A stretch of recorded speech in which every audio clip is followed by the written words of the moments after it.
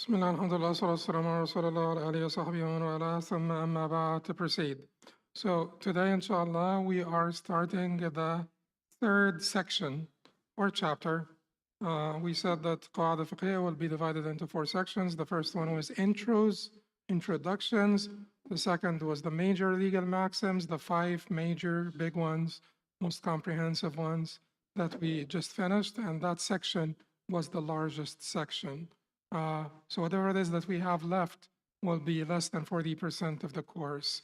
We are done with more than 60% of the course. The third section that we are going to start covering today, inshallah, is on the minor legal maxims. And, I have told you 200 times how embarrassed I am to call them minor because they're really not minor. But just to sort of separate them from the five most sort of comprehensive ones, we're just going to call them minor at the end of the day. But some of these minor maxims, and then the fourth section will be on the regulators, the dawabit, which are the sort of much more limited in scope. They're qawa'id still, but they are much more limited in scope. So our next section will be the second largest after the second section on the major legal maxims.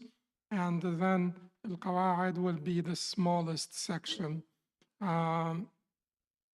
Because not because of the dawabit, not because the regulators are few and they can be covered quickly.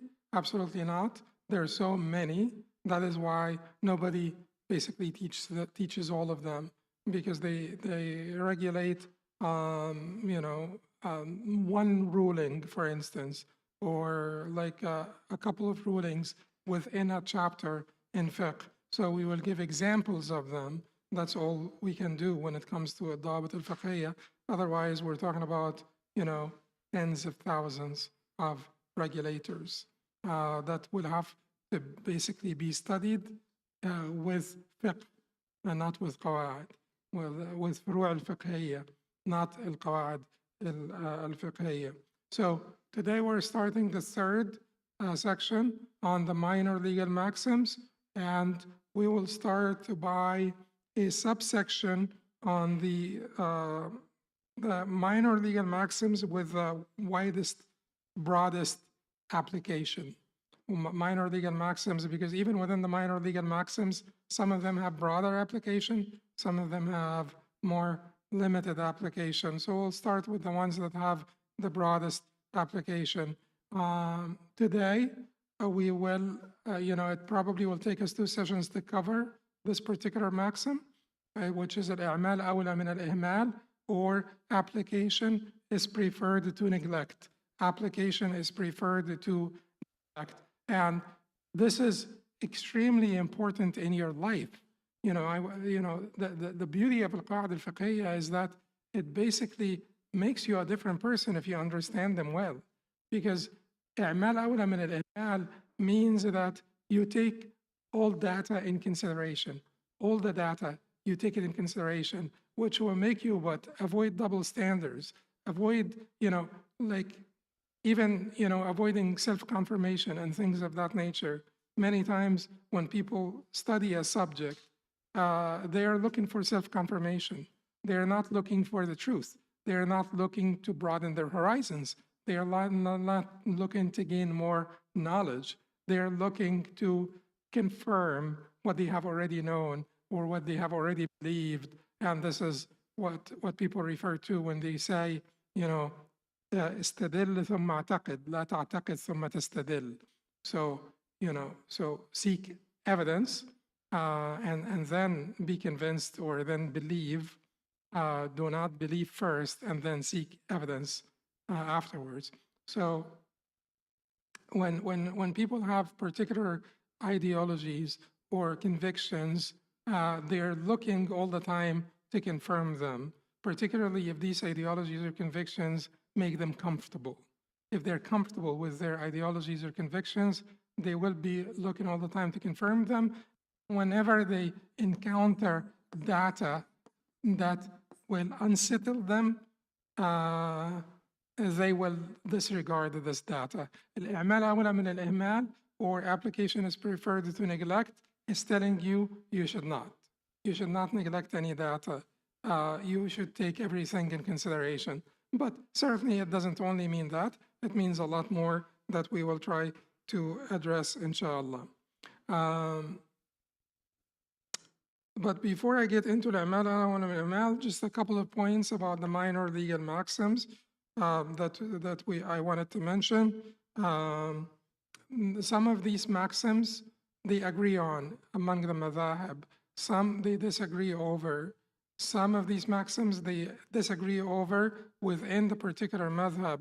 That is why the formulation of them will be in the form of interrogative. Hal, it starts by question. So that's when it's it's not a matter of agreement within the madhab. And upon these maxims are built, countless particular cases. Some of them will have subsidiary maxims as well. Like we will see now how al-i'mal awla min al-ihmal as a minor maxim has also a bunch of subsidiary maxims under it. And in this way, they resemble the major legal maxims. Not all of them have subsidiary maxims, but some of them have subsidiary maxims under them as well. And as I said before in the introduction, the number of legal maxims ranges anywhere from 20, according to some people, to 100,000, according to others. In Ma'lamat Zayed, it depends on, what is a maxim for you. So in Ma'lamat Zayed, which is the biggest repository of legal maxims, the biggest encyclopedia of legal maxims, they said that they chose 3,000 out of 100,000. They chose 3,000 out of 100,000 maxims. So basically, comprehensiveness has a place, but sometimes there are a couple of issues with comprehensiveness. First, it becomes overwhelming and it distracts the mind. Second, when you try to be this comprehensive, you will end up, I'm not saying making up maxims, but I want to tell you that a maxim is not worth its name if its exceptions exceed or even approach its applications. It is a maxim when it has rare exceptions, and these exceptions can be justified. These exceptions, the maxim, as I said before in the introductions, is kulli, not aghlabi. It's universal. It's not just predominant. It should be universal. It should be applicable all the time. And when it is not applicable, you will have to be able to explain to yourself why it was not applicable in this particular scenario, because of an overriding maxim, an overriding text, but you have to say to yourself, why is there an exception here? Okay, so al-i'mal awla min al-ihmal. Let's just go over al-i'mal awla min al-ihmal. Application is preferred to neglect. And the first thing that we have to address, let me just tell you that there are 9 different subsidiary maxims under al-i'mal awla min al-ihmal. If I try to write them all now, it may take me too long, but I wrote the first one, al-asl fi al-kalam al-haqiqa, which means the default in speech is literal meaning. The second one, إذا تعذرت الحقيقة يصار إلى المجاز. The literal meaning, if the literal meaning is impossible to accept, to adopt, to apply, figurative meaning is adopted. The third is المطلق يجري على إطلاقه ما لم يقم دليل التقييد نصا أو دلالة. The unqualified is carried upon its unqualified sense unless there is evidence of restriction or qualification either by text or indication. التأسيس أولى من التأكيد, which means establishing a new meaning, is given precedence over basically emphasis. And then we will go over them one by one, so don't worry. So ذكر بعض ما لا يتجزأ كذكر كله, mentioning part of something indivisible is like mentioning the whole of it. السؤال معاد في الجواب, the question is repeated in the answer. المرء مؤاخذ بإقراره ولا عذر لمن أقر ولو ادعى غلطا. A person is bound by his own admission. There is no excuse for one who confesses, even if he claims error. That is, if he claims error afterwards. البينة حجة متعدية والإقرار حجة قاصرة. Evidence or bayina is a proof that extends to others. However, admission, إقرار, is a proof that is limited to one who makes it. And lastly is the qaida that basically formulates the exception. إذا تعذر إعمال الكلام يهمل. If applying speech is impossible, it is to be set aside. It is to be neglected. And the تعذر, not تعسر, تعذر. تعذر means it is impossible. You just can't. Okay. So some jurists made this particular قاعدة الإعمال أولى من الإهمال the sixth major legal maxim, and it does deserve it. However, 5 is like a better number, better than 6, so let's just keep it at 5 for the major legal maxims. But they disagreed. Not earlier ones, contemporary ones. Contemporary ones wanted to push this into, keep in mind, we had a president in Egypt, his name was Hosni Mubarak. Whenever people asked him a question that he didn't like, he would tell them, kabbar dimagak. Which means what? Like, be wise, but literally it means enlarge your head. Literally enlarge your head, meaning be wise. So what I wanted to tell you here is be wise when it comes to classifications. Don't get worked up because of classifications. People have different like angles, like viewpoints, and you could say that the major legal maxims are 8. Is this zandaka? Is this heresy? Of course not. Whoever said that the Prophet ﷺ spoke of any of this? These are all classifications. This is all to facilitate learning.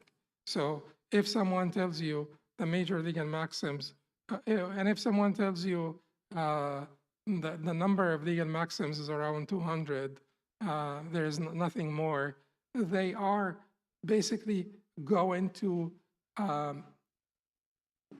include all the others under these 200. They'll figure out how to include everything that you come up with and you call it a maxim. They'll tell you it belongs here, it belongs there. If they agree that it is a maxim, or they will basically point out that this is not worth its name because it has so many exceptions, too many exceptions. So it's not worth the name of a maxim. So is it 5 or 6 or 7? It doesn't really matter. Some of the scholars said that limiting them to 5 is a disservice to the discipline. Limiting the major legal maxims to 5 is a disservice to the discipline. So you will have to always understand, like don't be dogmatic about what you learn first, and because that's what many people, unfortunately do. Whatever it is that they learn first, if they hear anything that's contrary to it, it unsettles them. They become like too uncomfortable. So you don't have to be. You don't have to be. So if you tell someone the major legal maxims are 5 and he disagrees, then he may disagree because he doesn't know anything about the subject, but he may disagree because he knows a little bit more than you about the subject. That's it. Okay, so what we wanted to say here is that to explain the meaning of this maxim al-i'mal awla min al-ihmal, which is a very important one. As I said, some people wanted to include it with the major ones. It means two things. It means the speech. Speech could be the speech of the creator and the speech of the creation, right? So the speech of the maxim applies to both, the speech of the creator and the speech of the creation. The maxim does apply to the speech of the creator, meaning that when Allah subhanahu wa ta'ala says something, you don't qualify it without evidence. You don't specify it without evidence. You never neglect it, but also you don't qualify it without evidence. You don't basically divert its meaning from literal to metaphorical without evidence. All of that, applies to the speech of Allah subhanahu wa ta'ala. The same applies to speech of the creation, speech of people. You accept the speech, you accept the apparent meaning.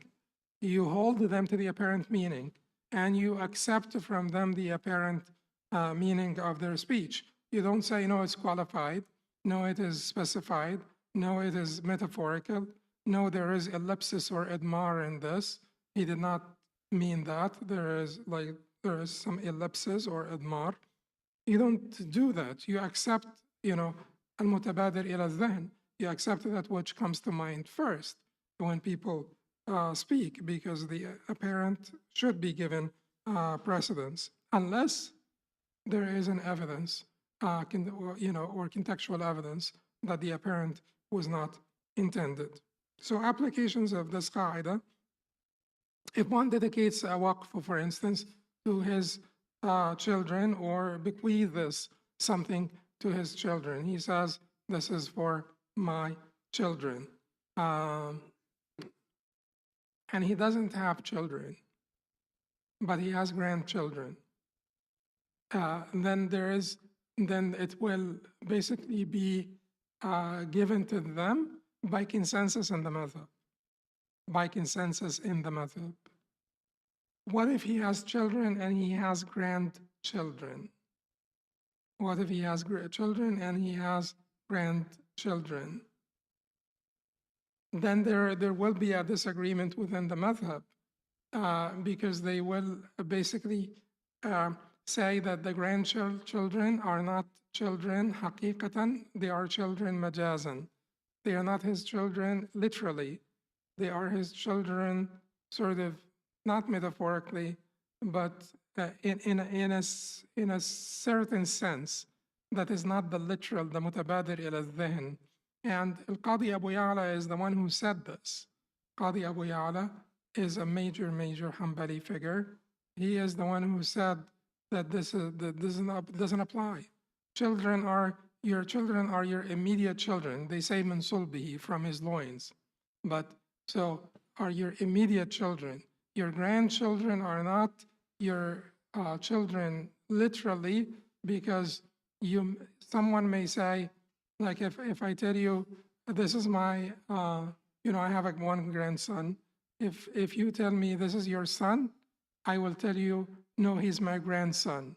The fact that I said no, is this your child? No, he is my grandchild. Just the fact that I said no tells you, that's what al-Qadi Abu Ya'la argues, that he's actually not my child literally. He's my grandchild. Okay, so in this case, الإعمال أولى من الإهمال. I don't have, like someone, for instance, does not have children. He has only grandchildren, and he bequeaths something or makes a waqf for his children. Well, should I say, since he doesn't have children, immediate children, then that bequest is void? Of course not, because الإعمال أولى من الإهمال. I should basically find some way to apply that statement of his, that bequeathing or waqfing, endowing. Then it will apply to grandchildren by agreement. If I have children and grandchildren, then there will be a disagreement. And if you say it's for my children and then for the masakin, then for the poor, what does that mean? How many generations down will that be within your children? And this is all, disagreement within the furu' of the madhab. If someone says to his wife and another woman, one of you is divorced, then his wife will be divorced. Like his wife and a foreign woman, his wife will be divorced. One of you is divorced. Why? Because, that statement, I'll have to figure out some way to apply that statement to not make that statement void or or go basically neglect it. I'll have to apply it. Someone says to his wife and another, to two of his wives, one of you is divorced tomorrow, and then one, gets khula from him today, or dies, something, then it will apply to the other one tomorrow, because it will have to find a way to apply it. If exceptions, so at times applying words impossible due to ambiguity. Okay. If it is impossible to apply certain words because they are ambiguous, then we will set them aside or we will neglect them. If someone says to a suitor, I give you Fatima in marriage, or I give you the tall one in marriage, it doesn't count in the madhab. So if he has like 2 daughters and he says, I give you the tall one in marriage, it doesn't count in the madhab. If he says, I give you Fatima in marriage, it doesn't count in the madhab. He has to say, my daughter Fatima. He has to say, my daughter Fatima. Because which Fatima are you talking about? There are so many Fawatim. And also the tall one. This is ambiguous speech. He will have to say, I'll give you my daughter Fatima in marriage. Likewise, if a man says to his wife, who's older than him, this is my daughter, what are we going to do with this? We are going to neglect it because it is impossible to apply.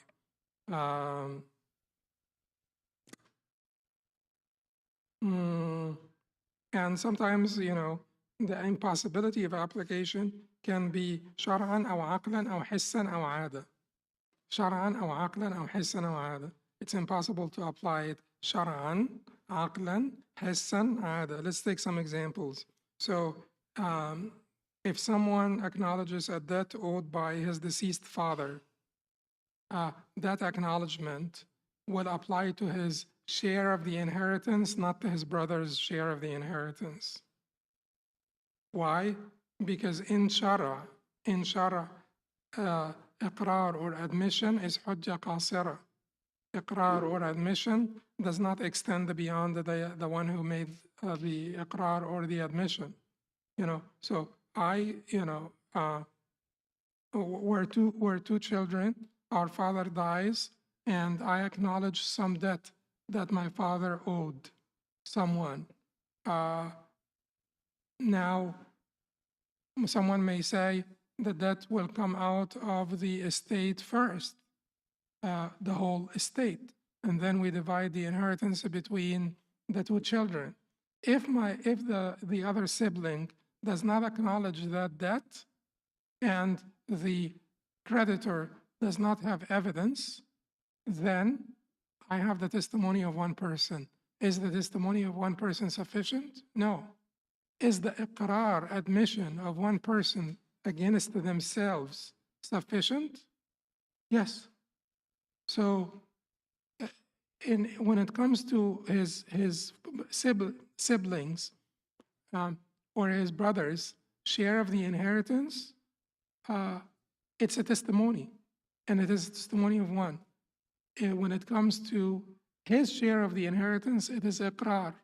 So it will be, applied to him, not to the share of his brother, because Sharia prevents this speech from applying to his brother, makes it applicable to him only, not to his brother. Also, application sometimes is impossible due to linguistic invalidity in the statement, such as if someone, and they used to do this, and this is so unfortunate, that is why the fuqaha used to punish them by counting, divorces against them, because, foolish, stupid people used to make, a game out of this. So Like if he says to his wife, you're divorced 3 times except for 3, 3 times except for 2, 4 times except for 2. Anyway, so we have a rule or principle in the madhab that you cannot basically, that exception of more than half is not valid.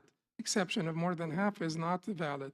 So if you say you're divorced 3 except for 2, that is 3 divorces, because that, you know, that's meaningless. What do you mean 3 except for 2? Exception of more than half is linguistically invalid, foolish.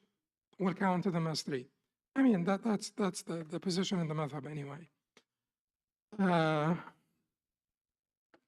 You know that Imam Taqiyuddin does not count 3, you know, the 3 divorces as 3, counts them as 1, and basically most of the laws in Muslim countries follow that particular fatwa, because otherwise half of the men, of the women will be, you know, or more in our countries will be divorced. Then, okay, so that's basically like a quick sort of summary of how this principle or maxim is applied. Let's take the first subsidiary one, which is al-asl fi al-kalam al-haqiqa. The default in speech is literal meaning. Default of speech is literal meaning. Imam Abu Ya'la rahimahullah said al-asl fi kalamihi al-haqiqa wa mudda'i al-majaz yahtaju ila dalil. The default in his speech is the literal meaning, and whoever claims figurative meaning requires evidence. Whoever claims, and this is a golden, like this is, I can't tell you how important that is in understanding the Sharia. Because that is the distinction between being like a batini, like an esoteric heretic, and a Sunni, is that you do not dismiss the speech of God and his messenger as metaphorical unless there is no way to accept its literal meaning, unless you can't accept its literal meaning. Or you have evidence. You have evidence to show that literal meaning was not intended, that the literal meaning was not intended. Okay, so and being Hanbalis, you know, we take this to heart, you know, like we apply this. In technical usage, haqiqa, literal meaning, is a word employed. So what is haqiqa and majaz? In technical usage, haqiqa is a word that is employed for that for which it was originally designated. It's the original designation. Al-wada' al-asli. Al-wada' al-asli. Wada' is what? Designation. Asli is what? Original. Okay, so original designation. When you say original designation, what do you mean by that? Technically, and that's the position of the majority. They're saying that basically was designated for the animal by the original designation, and then people use to refer to a courageous man, that is metaphorical usage. Okay. I'm not going to go into, because this will take a couple of days, not a couple of hours. But I'm not going to go into this, just in the interest of time. If you follow a Taymiyyan theory of language, it's called contextual theory of language. That's the Taymiyyan theory of language, is contextual theory of language. You will not accept this whole thing. You will argue that whoever claims that they used it first for Asad and then for a courageous man needs to produce their evidence. Were you there to see what the Arabs used the word Asad for first? And then you also will claim that words don't have meanings in their singular form. They will only acquire a meaning when they are put into a context, into a sentence. A single word does not have a meaning. When you say Asad,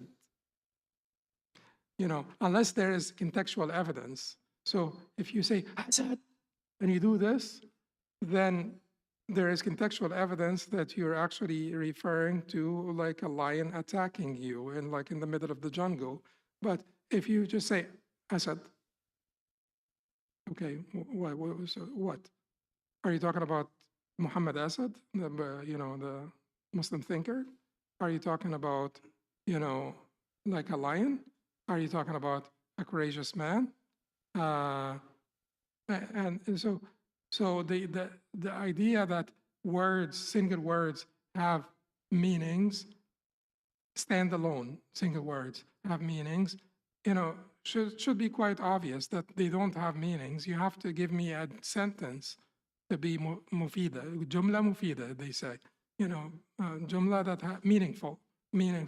So does Imam Taymiyyah deny that there is ma'na mutabadir ila al-dhihn, that there is an apparent meaning that comes to mind first? He doesn't deny that. He says there is like a meaning that comes to mind first. But you should not say this is haqiqa and the other one is metaphorical. Does he use haqiqa and majaz in his writings? Yes, he does. What does he mean by that when he uses haqiqa and majaz? He means them as awarid alfaz, not awarid ma'ani. It means what? These are qualities with which you refer to expressions, not to meanings. So the dalalat al-lafz ala al-ma'na, not majazi, haqiqi. So because it has to do with the divine attributes and so on and so forth. It means that it is okay to speak of haqiqa and majaz, to refer by haqiqa to that which comes to mind first, as basically a description of that expression, not an expression of the indication, the love this application to the meaning, not an expression of that relationship between the love and the meaning. It's an expression of the love itself. It's a qualification of the love itself. Since it comes to mind first, it's okay to call it haqiqa in that sense. And since the other one doesn't come to mind first, it is okay to call it majaz in that sense, to refer to that expression as majaz in that sense. So we will not basically get sort of entangled in this discussion. All of the Imams of the Madhab, including Imam Taqiyuddin, they accept the fact that there is haqiqa and majaz in that sense.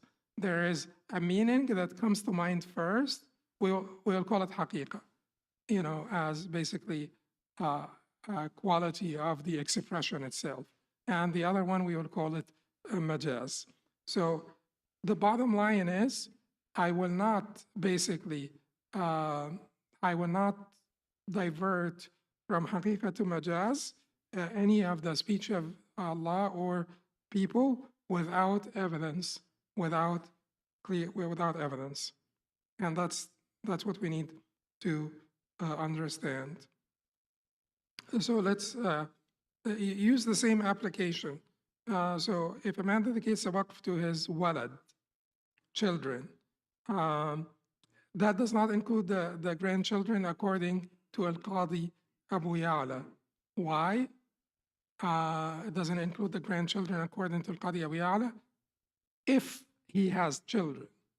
If he doesn't have children, it will include the grandchildren according to all of them, because I still want to find use for that statement. He said, this is waqf for my children. I want to find the use for that statement.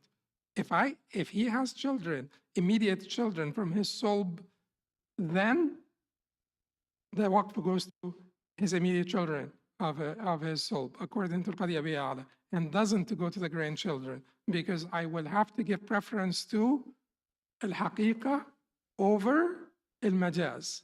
Haqiqa over al-majaz. So that is basically an application al-asl fi al-kalam al-haqiqa. The default is the literal meaning. The same applies to the idea of gifts. You know, remember we have talked about this issue before. When I give you a gift, there is something called hibat al-thawab, hiba with an expectation of compensation, right? You know, some poor guy gives a rich guy, you know, a pen. Like, really, is he giving him a gift, or is he expecting reciprocation? You know, certainly greater reciprocation. Most of the time, he's expecting reciprocation. So in the madhab, if he says to him, and there is like some controversy within the madhab, and Imam Taqiyuddin believes that he would be deserving of compensation and so on, or reciprocation. But in the madhab, if he says this is hadiyya, I don't care about his expectation, because al-asl fi al-kalam al-haqiqa, and hadiyya means what? A gift. A gift means what? You know, without exchange, you know, for no basically compensation, you know.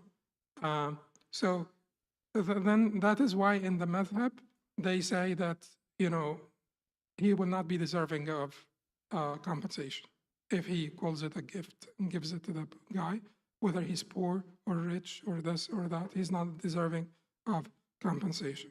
And there are some like the intricacies here that we've discussed before. So some exceptions, if we like, I say here that if we can see to the Shafi'i's argument that the unqualified attribution of an action implies direct performance. If I say I will not beat my, you know, I swear that I will not beat my child. And then, or I will not be the particular person, I will not do a particular thing. I will not do a particular thing. This is not, you know, focus on beating. I will not do a particular thing. And then I deputize someone to do it. Like you know, I give you a tawkeel to do it. You become my wakil, and you do it on my behalf. What is that? The Shafi'is will say that al-wakil is not al-asil, that when I say I sa'adrib, you know, it refers to haqiqatan, literally it refers to actual performance. You know, adrib means this. But when I say to my wakil, beat my kid, or, you know, or do something, you know, then did I do it? Well, would that mean that I broke my oath? Did I break my oath that I will not beat my child? Did I break it or not? Okay, if he's my wakil, by consensus in the madhab, I broke my oath. I broke my oath. Because they give the wakil, which is basically the agent, the same ruling, same hukm of al-asil, the principal. Agent and principal, wakil and asil. Wakil will have the same rulings as al-asil. Exactly. They make a distinction between al-amir and al-ma'mur and al-asil and al-wakil. Al-amir is the orderer. Ma'mur is the ordered. Al-asil is the principal. Al-wakil is the agent. Whatever the wakil does, it is exactly as if al-asil did it. The principal did it. What about al-ma'mur? later generations in the madhab, they treated al-ma'mur like al-wakil. They treated the ordered like al-wakil. However, earlier, there was a disagreement. They will make a distinction. If al-ma'mur is like your tool, because you're the sultan and he is your hajib, or, he's your guard, and you are the sultan, and the sultan says to his guard, beat this guy. Then in this case, they will say that you break your oath. If you were the sultan and you said, I swear I will not beat this guy, and then you say to your guard, beat this guy, then they will say you broke your oath. But if you are not the sultan and you tell a friend of yours or someone that you don't have complete power over, beat this guy. Now, this is different from al-wakil and al-asil, because you did not deputize him, you just give him an order. So if you tell him, beat this guy, and he beats this guy, did you break your oath? The earlier scholars will say, it's a matter of they will disagree over this. Later scholars, they will say you broke your oath, because you are the amir, the orderer. So you broke your oath. However, because sometimes also if particularly this is particularly so, if it is not expected of you to do what you said you will not do. If you say, if I swear by Allah, or like, I'm not swearing, I swear by Allah, I will not shave my head. And then you go to the barber and have the barber shave your head. Did you break your oath? Yes, of course, this one is yes, because no one is expected to shave his own head. So when you said it, even though you're not al-mubashir, you're not the actual person who shaved your head, but it is not expected that you would be shaving your own head, and then you would have broken your oath. So the reason, so many factors apply here. We want to uphold the literal sense, and the literal sense is that I will not shave my head means this, because this is shaving, not going to the barber, because that is literally not shaving your head. Someone else shaved your head. So it's a combination of factors. We want to apply the literal sense of the word, but we also want to recognize causation. We want to recognize purpose and customs, and things of that nature. So like I said before, the qaida is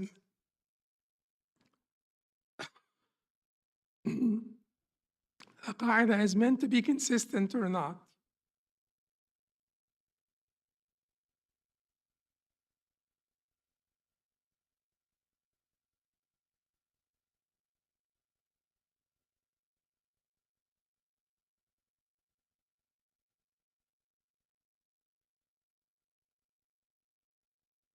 Well, that's why we're saying that we're considering purpose. Yeah, we're considering, so here we're considering purpose and custom. The purpose of that statement that you made, and then the custom. So we will consider that. So that is why I'm telling you the qaida is consistent or not. It is consistent. Why did we overrule it here? Because of another principle that overrides it here. Because of another principle that overrides it here.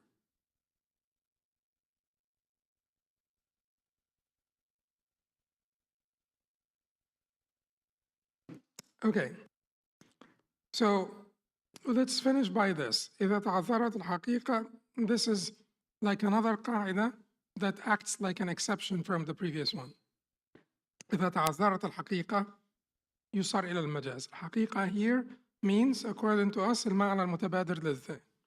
If the literal meaning is impossible, figurative meaning is adopted. And literal meaning to us means what comes to mind first. Okay. In this case, shifting to the figurative meaning becomes necessary in order to use the قاعدة الإعمال أولى من الإهمال. Application is preferred to neglect. I cannot use it literally. There is something that prevents me from using it literally. Therefore, I'm not going to neglect it. I'm not going to discard the speech. I am going to use it metaphorically. So, like I said, you know, the best example that إذا تعذرت الحقيقة يصار إلى المجاز is when you make a waqf for your children, but you don't have immediate children, you have grandchildren, by consensus, the waqf will go to your grandchildren. Because something, you must have meant something when you made a waqf for your children. And since you didn't have immediate children, you must have meant your grandchildren are the ones intended. Custom or conventional meaning, الحقيقة العرفية takes precedence over linguistic meaning. We have explained this with great detail when we talked about the قاعدة العادة محكمة, custom is authoritative, that we will give, you know, the customary meaning precedence over the literal meaning. That's another exception from the قاعدة. Because the قاعدة talks about الأصل في الكلام الحقيقة, which حقيقة, literal meaning, linguistically. But didn't we go over العادة محكمة and that we give precedence to customary meaning over linguistic meaning? Yes. Yes. We have two different scenarios. We have a scenario where the linguistic meaning becomes obsolete. And we have a scenario where the linguistic meaning becomes rare. The customary meaning becomes predominant. Let's take some examples. If you say, I will not eat from this tree, and then you eat, what does this apply to? The fruits of the tree. But if you eat part of the trunk, the wood of the trunk, chew on the wood of the trunk, did you break your oath? No. Because customarily, you know, to say I will not eat from that tree means that you will not eat from the fruits of that tree, not from the leaves or the branches or anything like that. So there is no disagreement in the madhab when the literal meaning becomes obsolete. The literal meaning becomes obsolete, becomes completely replaced by a customary meaning. But what if the figurative meaning becomes predominant, but the literal meaning is not obsolete? And they give an example to this, which is, if you say, I will not drink from this river, the literal meaning here is what? أن تقرع بفمك, is to basically drink directly with your mouth. But if you scoop some water out of the river and you drink it in a cup, that's not literal for, I will not drink from this river. At least that's what they say. It's not literal, for I will not drink from that river. Is the literal meaning obsolete? Do you ever see someone drinking directly from the river? It is possible. It is possible. Most of the time, people will just get water out of the river in a cup or something and drink. But it is possible to go down and drink with your mouth directly from the river. So if you say, I will not drink from that river, and then you drink from the water of the river in a cup, did you break your oath? They will say yes. Ultimately, they will say yes. Why? Because the customary meaning here became predominant enough.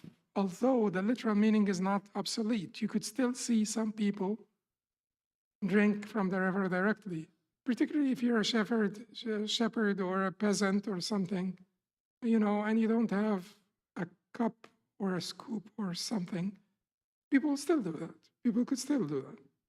So anyway, finally, between the figurative usage and ellipsis or idmar, Imam ibn al-Laham in his 27th Maxim talks about this. If I, let's make this easy. If you say to your slave, you are my son, no slaves anymore, but just it's an example. Someone says to their slave, you are my son.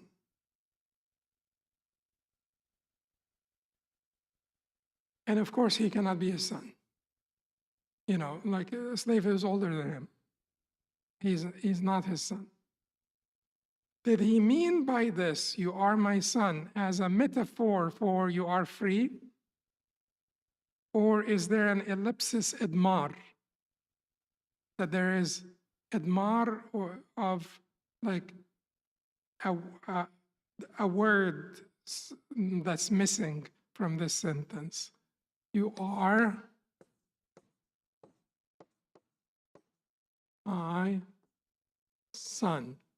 Some people will say this is metaphor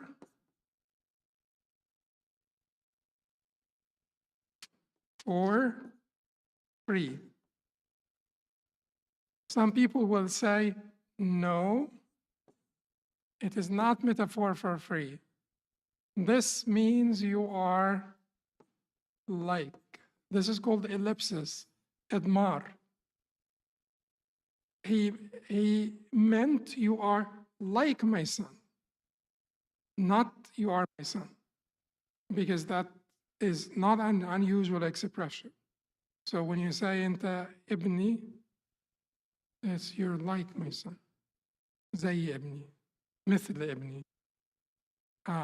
Like my son in affection, like my son in, closeness, etc. So they will disagree within the madhab about the fate of that slave, whether he will be free or not free. And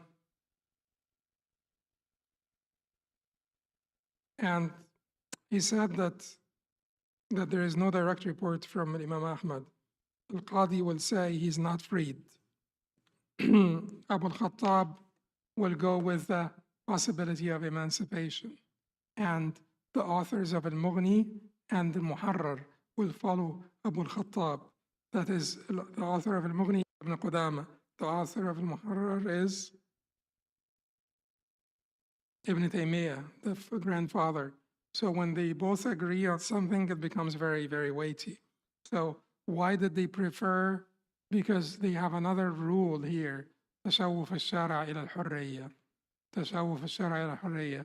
The lawgivers basically desire for emancipation. The lawgivers desire for emancipation. So it will help push it, metaphor over ellipsis. So although it could mean, he could have meant, you're like my son, with an ellipsis or idmar of the word like, will count because of the lawgiver's desire for emancipation. And that's a usual tiebreaker in fiqh. The lawgiver's desire for emancipation is a very frequent tiebreaker. If you have, two different competing principles or rules or maxims, and one of them is in favor of emancipation, one of them is not, you will favor the one that favors emancipation because تشوف الشرع إلى الحرية, or the lawgiver's desire for emancipation and freedom, is a tiebreaker. قولوا قولي هذا واستغفر الله لي ولكم سبحانك اللهم وبحمدك أشهد أن لا إله إلا أنت أستغفرك وأتوب إليك. And